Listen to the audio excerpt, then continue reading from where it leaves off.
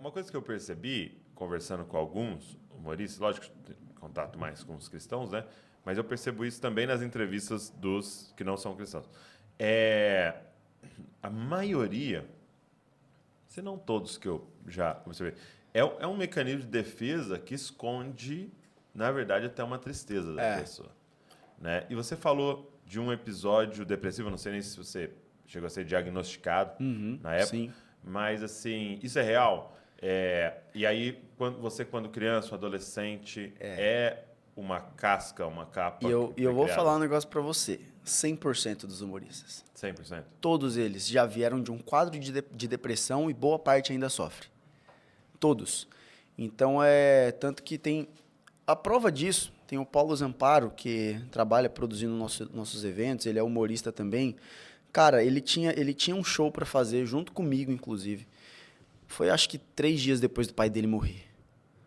Então, e a gente usa muito o humor para mascarar, sim, momentos difíceis na nossa vida. Não tem como falar que não. Né? Às vezes, algum vídeo que a gente tem uma ideia, a gente posta, o vídeo viraliza, a gente tá lá em casa chorando, às vezes, por alguma situação. E eu lembro que o Paulo, ele pegou e ele fez um texto do velório do pai dele, mano. Eu sinceramente, assim, não sei se eu teria essa força. Tipo, meu pai morrer, sabe? E fazer um stand-up, tiro o chapéu. E ele fez um texto, assim, excelente, cara. Texto de alto nível, assim, que fez a galera rir muito. O pai dele foi cremado. Ele tem uma piada lá muito maneira. A mãe dele mandou mensagem, Paulo, seu pai chegou. Ele foi olhar, também tá só o pó, né? Então, ele teve umas sacadas muito boas. Assim, mas é isso, né? É uma saída, né? Isso, é uma saída. E esse lance da depressão, não foi só uma vez que eu tive que enfrentar isso. Tanto que em 2019 eu estava assim no auge das minhas agendas. Foi o primeiro ano que eu estourei de agenda mesmo, e aí eu comecei eu sempre levo o stand-up e pregação, né? Então é um humor evangelístico. Tanto que eu não faço muito teatro e restaurante, eu faço mais igreja. O 98% das minhas agendas é igreja. Então eu levo o stand-up, aí depois do stand-up eu venho com um momento de palavra, pela oração e tal. Então muita coisa legal acontece. E 2019 foi o ano que eu casei, assim, Deus me abençoou demais, foi algo absurdo. E aí eu me lembro que essa foi uma das experiências que eu tive com Deus, assim, mais... foi muito fora do normal, não sei nem explicar isso. Eu estava indo provar o meu terno, isso saindo da minha cidade, né, Mogi das Cruzes, indo para São Paulo, e minha esposa indo provar o vestido no mesmo dia. Nós estávamos entrando no mesmo... Para casar, no mesmo trem. Né? Claro que nós íamos para lugares diferentes, mas entrando ali no mesmo trem, a moça do meu terno me liga e fala, vou ter que cancelar com você hoje, que eu tô com muito noivo para atender, e eu quero te dar uma atenção depois. Falei, não, tudo bem. Eu poderia sair do trem e voltar para casa, estava na minha cidade ainda o trem. Só que eu decidi com ela, falei, chegando lá eu não te vejo de vestido, fica em alguma salinha, tá tranquilo. E fui. Cara, quando eu cheguei lá, pedi um copo d'água, quem veio trazer foi o esposo da dona lá do ateliê de noivas. Eu não sabia que ele era pregador, profeta. Ele me trouxe copo d'água e sentou do meu lado.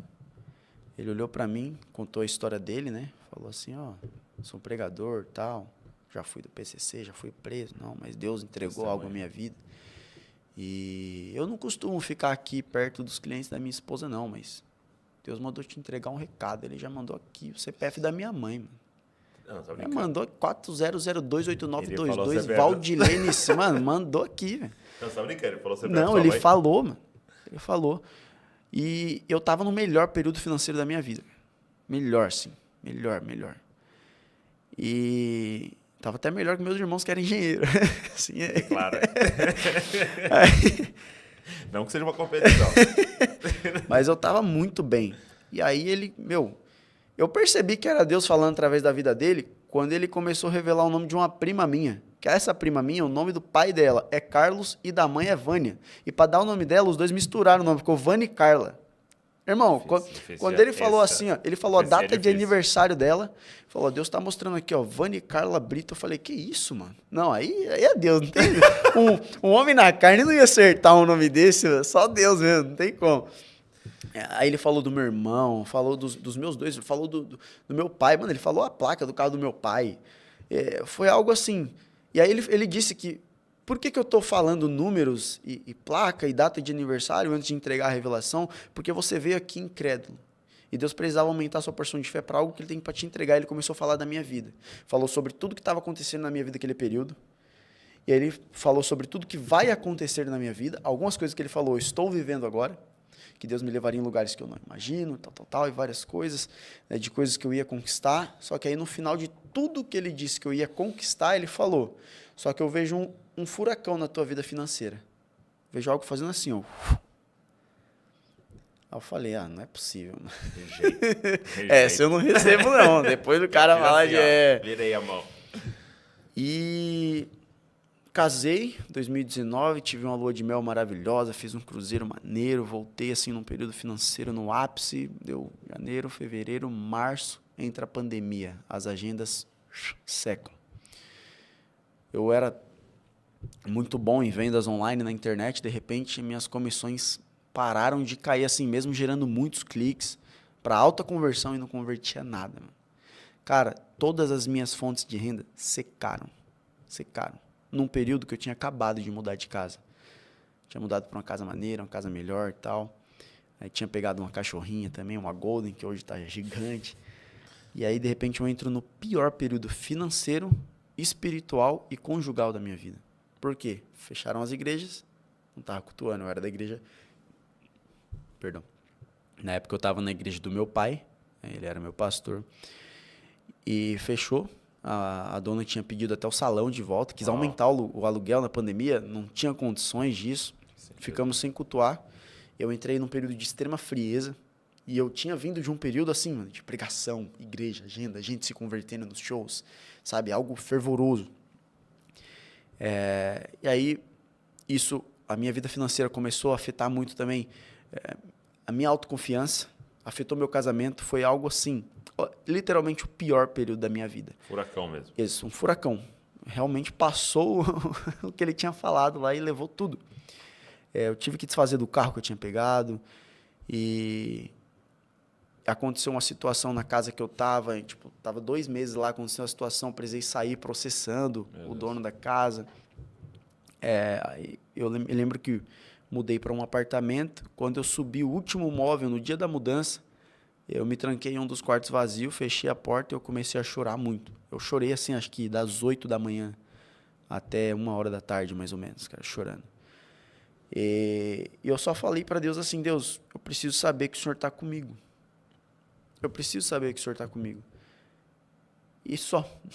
Saí daquele quarto, 5 minutos depois meu celular toca, o pastor Neto, que é o meu pastor hoje, falou, Tardino, estava orando aqui, Deus me mostrou você chorando, cara. Você precisa de alguma coisa? Tá tudo bem? Aí eu já mandei um áudio de 18 minutos para ele. Mandei um áudio gigantesco para ele, contando tudo que eu estava passando, todo o processo. Ele marcou um café comigo ali, nós trocamos uma ideia assim por horas. Foi o primeiro contato com mesa que eu tive. Né? E ali eu pude me abrir mesmo sobre minha vida financeira, meu casamento, o meu profissional que estava... Cara, eu não sei o que aconteceu, meu Instagram começou a cair os seguidores, assim, brutalmente. Foi muita gente indo embora. E não foi nem polêmica que eu me envolvi, simplesmente começou a sair, todos os vídeos davam errado, eu tentei empreendimentos que deram errado, tudo dava errado, tudo que eu colocava a mão dava errado.